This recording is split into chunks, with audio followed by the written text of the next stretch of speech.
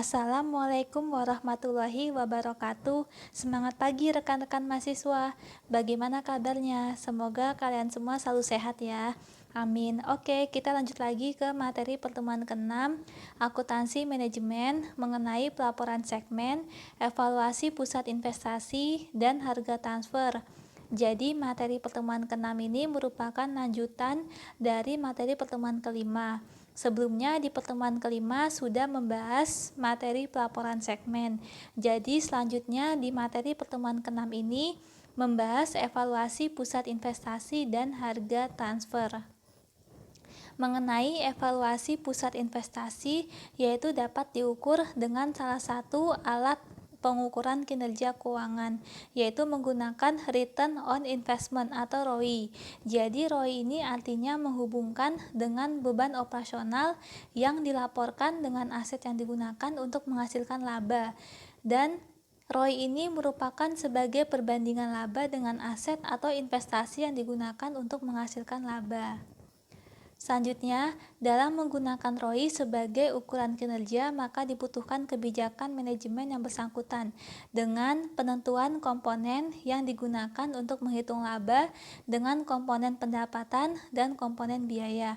Kemudian penentuan aktivitas yang dihitung ke dalam basis investasi dan pengukuran nilai aset yang dihitung ke dalam basis investasi. Selanjutnya, keunggulan ROI, yaitu manajer dapat memfokuskan hubungan antara penjualan, biaya, dan investasi. Kemudian manajer dapat memfokuskan penilaian atas efisiensi biaya, dan manajer dapat memfokuskan pada efisiensi operasional. Lalu kekurangan dari ROI ini yaitu cenderung menekankan pada keuntungan divisi per departemen daripada keuntungan secara keseluruhan, dan manajer menekankan keputusan jangka pendek daripada keputusan jangka panjang. Selanjutnya, cara menghitung ROI yaitu rumusnya margin dikali perputaran. Rumus margin yaitu laba operasional dibagi penjualan. Rumus perputaran yaitu penjualan dibagi aset operasional. Maka hasil akhir ROI sama dengan laba operasional dibagi aset operasional. Kemudian mengenai residual income, dihitung dengan mengurangi laba yang diperoleh pusat laba dengan beban modal. Tarif yang digunakan untuk menghitung beban modal ditetapkan oleh kantor pusat. Tarif tersebut lebih tinggi dibandingkan tarif yang digunakan untuk investasi yang penggunanya berasal dari utang jangka panjang, karena dana yang diinvestasikan ke dalam pusat laba sebagai campuran modal dari pinjaman dan modal sendiri. Residual income rumusnya yaitu laba operasional dikurangi tingkat pengembalian minimum dikali rata-rata aset operasional. Kemudian mengenai economic value added. Menurut Rausana tahun 1997 menjelaskan bahwa economic value added sebagai laba operasional setelah pajak dikurangi dengan biaya modal dari semua modal yang digunakan untuk menghasilkan laba. Kemudian menurut Utama tahun 1997 menjelaskan bahwa economic value added sebagai laba operasional setelah pajak dikurangi dengan total biaya modal, dan economic value added juga sebagai indikator tentang adanya penciptaan nilai dari investasi. Kemudian menurut Sawir tahun 2001 menjelaskan bahwa economic value added adalah salah satu cara untuk menilai kinerja keuangan. Kemudian menurut Rashid tahun 2002 menjelaskan bahwa economic value added sebagai salah satu indikator tentang adanya penambahan nilai dari investasi setiap tahun pada perusahaan. Jadi, economic value added menjadi relevan untuk mengukur kinerja keuangan karena economic value added sebagai ukuran nilai tambah ekonomis yang dihasilkan oleh perusahaan sebagai akibat dari aktivitas atau strategi manajemen. Dengan adanya economic value added, maka pemilik perusahaan hanya memberikan imbalan aktivitas yang menambah nilai dan mengurangi aktivitas yang tidak bermanfaat. Rumus economic value added sama dengan laba bersih dikurangi biaya modal. Rumus biaya modal sama dengan rata-rata tertimbang biaya modal dikali aset operasional. Jadi, jika economic value added bernilai positif, artinya perusahaan berhasil menciptakan nilai bagi pemilik modal karena perusahaan dapat menghasilkan tingkat penghasilan melebihi tingkat biaya modal. Hal ini sesuai dengan tujuan untuk meningkatkan nilai perusahaan. Kemudian, jika economic value added bernilai negatif, artinya nilai perusahaan menurun karena tingkat pengembalian terendah dibandingkan dengan biaya modalnya.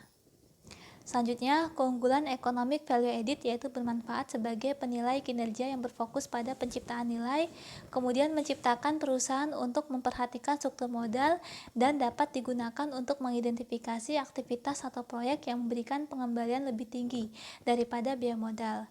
Selanjutnya, kelemahan economic value added yaitu hanya menginterpretasikan penciptaan nilai pada periode tertentu dan proses perhitungannya membutuhkan estimasi atas biaya modal. Estimasi tersebut sulit dilakukan khususnya pada perusahaan publik. Kemudian mengenai market value added atau nilai tambah pasar, artinya besaran yang langsung mengukur penciptaan nilai perusahaan berupa selisih nilai pasar ekuitas dengan jumlah yang diinvestasikan oleh investor dalam perusahaan. Market value added dikembangkan oleh Stern Shewhart and Company adalah total nilai pasar semua saham dan utang perusahaan pada satu periode tertentu. Rumus market value added sama dengan nilai pasar ekuitas dikurangi modal yang diinvestasikan oleh investor.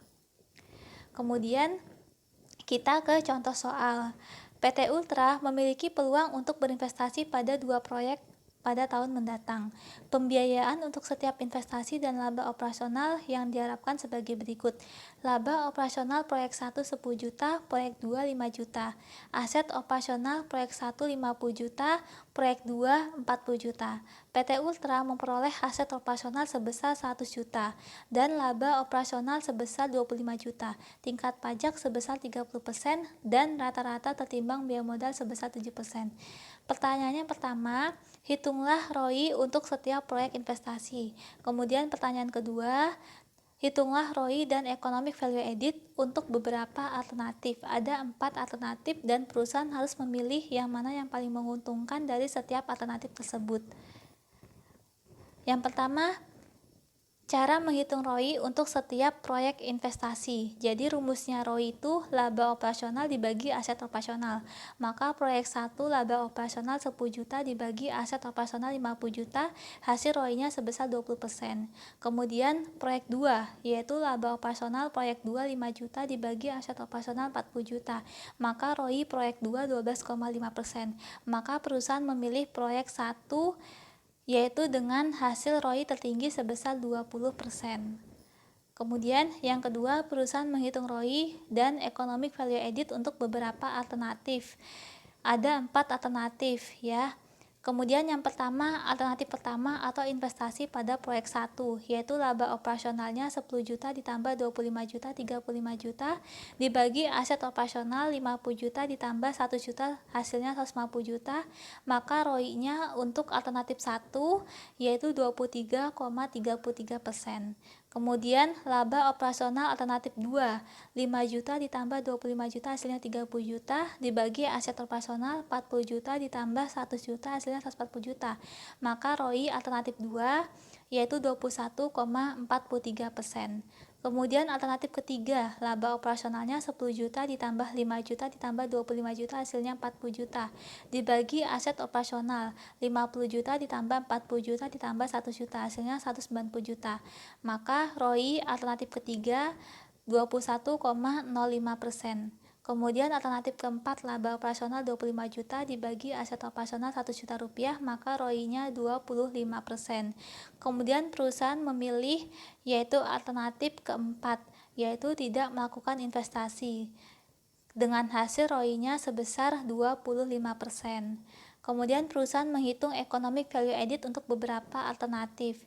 Alternatif pertama yaitu laba operasional 10 juta ditambah 25 juta hasilnya 35 juta dikurangi pajak yaitu 30% kali laba operasional 30% kali 35 juta hasilnya dikurangi 10 juta 500. Maka laba setelah pajak yaitu 24 juta 500 dikurangi biaya modal yaitu rata-rata tertimbang biaya modal dikali aset operasional 7% dikali 150 juta dikurangi 10 juta 500, maka economic value added alternatif 1 yaitu sebesar 14 juta rupiah. Kemudian alternatif kedua yaitu laba operasionalnya 5 juta ditambah 25 juta hasilnya 30 juta dikurangi pajak 30% kali 30 juta hasilnya dikurangi 9 juta, maka laba setelah pajak yaitu 21 juta dikurangi biaya modal yaitu rata-rata tertimbang biaya modal 7% dikali aset operasional 140 juta maka dikurangi 9 juta 800 ribu, maka economic value added alternatif kedua sebesar 11 juta 200 ribu rupiah. Kemudian alternatif ketiga, laba operasional 10 juta ditambah 5 juta ditambah 25 juta hasilnya 40 juta, dikurangi pajak 30% kali 40 juta hasilnya dikurangi 12 juta, maka laba setelah pajak 28 juta, dikurangi biaya modal, yaitu rata-rata timbang biaya modal 7% dikali aset operasional 190 juta, hasilnya dikurangi 13 juta 300 ribu. Maka economic value added-nya yaitu sebesar 14.700.000 rupiah. Kemudian alternatif keempat, laba operasional 25 juta dikurangi pajak 30% kali 25 juta dikurangi 7.500.000, laba setelah pajak hasilnya 17.500.000, kemudian dikurangi biaya modal, yaitu rata-rata timbang biaya modal 7% dikali aset operasional 1 juta dikurangi 7 juta, maka economic value added alternatif keempat yaitu 10.500.000 rupiah. Jadi perusahaan berdasarkan perhitungan economic value added memilih alternatif ketiga, yaitu investasi pada proyek 1 dan proyek 2, yaitu menghasilkan economic value added sebesar 14.700.000 rupiah. Kemudian mengenai harga transfer. Masalah penentuan harga transfer dalam perusahaan yang organisasinya disusun menurut pusat laba dan antar pusat laba yang dibentuk terjadi transfer produk dan jasa.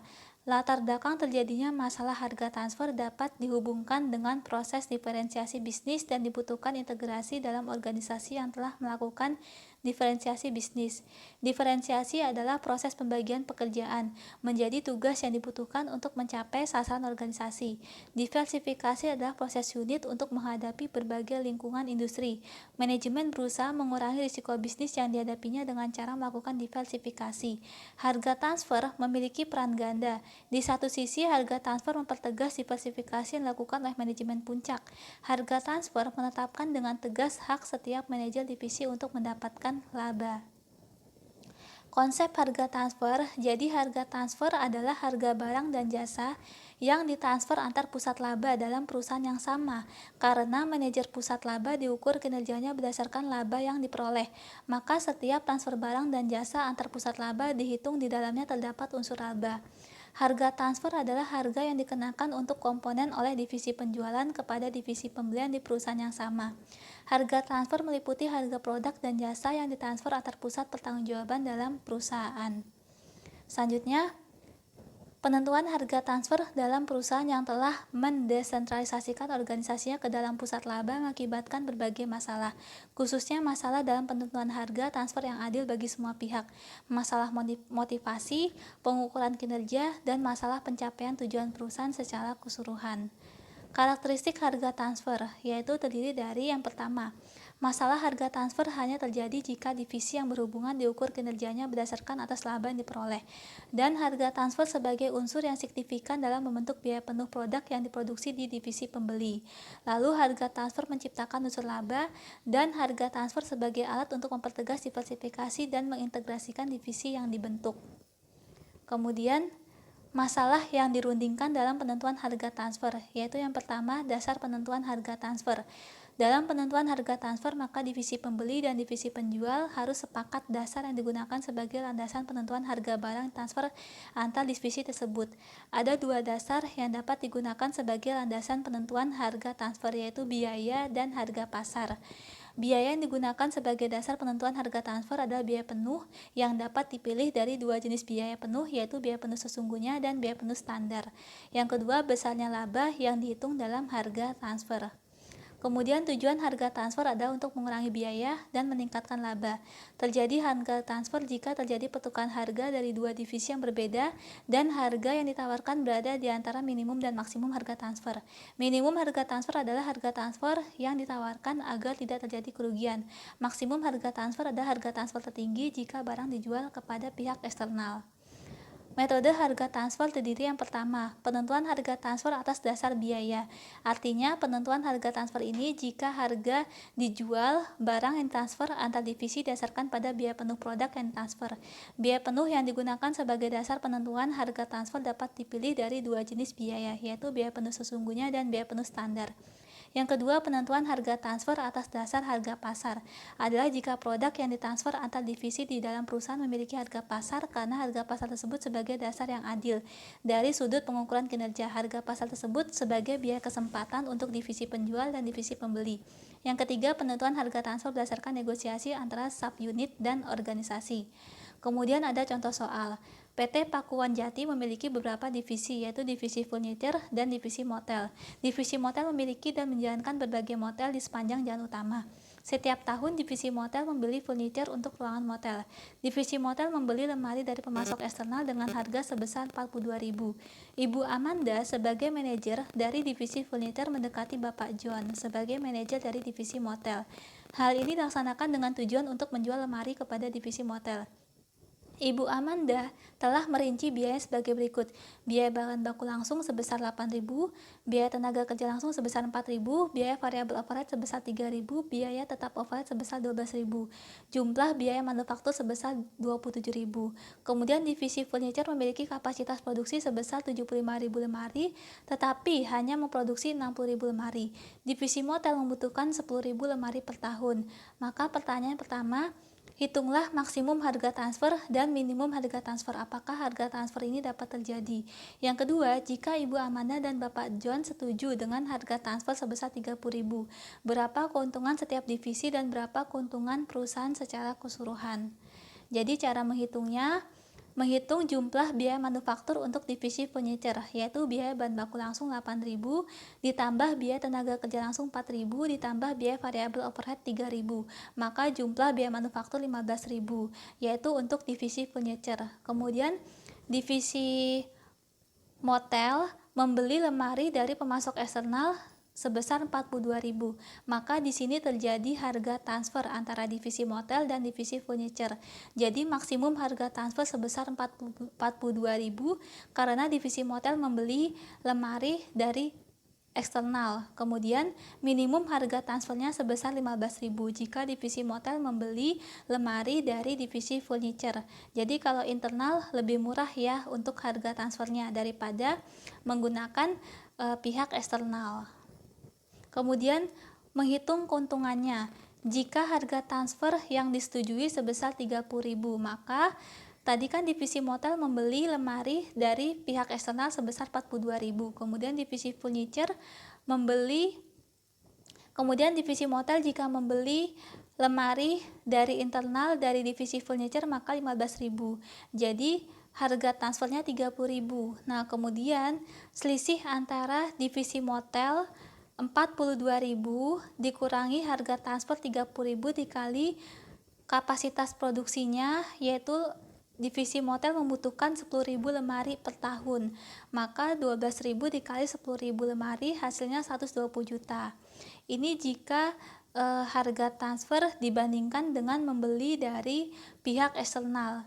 Kemudian bagaimana harga transfer dengan membeli lemari dari internal, yaitu dari divisi furniture, yaitu 30.000 dikurangi 15.000 dikali kebutuhan lemarinya per tahun 10.000, maka 15.000 dikali 10.000 lemari hasilnya 150 juta. Jadi keuntungan terbesar yaitu ada di divisi furniture atau membeli lemari dari internal dari divisi furniture. Jadi jika ditotal secara keseluruhan keuntungan perusahaannya mendapatkan sebesar 120 juta ditambah 150 juta hasilnya 270 juta rupiah. Maka harga transfer ini menguntungkan untuk kedua belah pihak. Kemudian agar kalian lebih paham lagi mengenai evaluasi pusat investasi, mengenai ROI, mengenai EVA, dan mengenai harga transfer, kalian dapat mengerjakan tugas ini. Apabila ada pertanyaan yang ingin disampaikan, dapat didiskusikan di forum diskusi. Sekian presentasi dari saya di pertemuan ke-6 ini. Semoga ini dapat bermanfaat. Terima kasih banyak atas perhatiannya. Wassalamualaikum warahmatullahi wabarakatuh.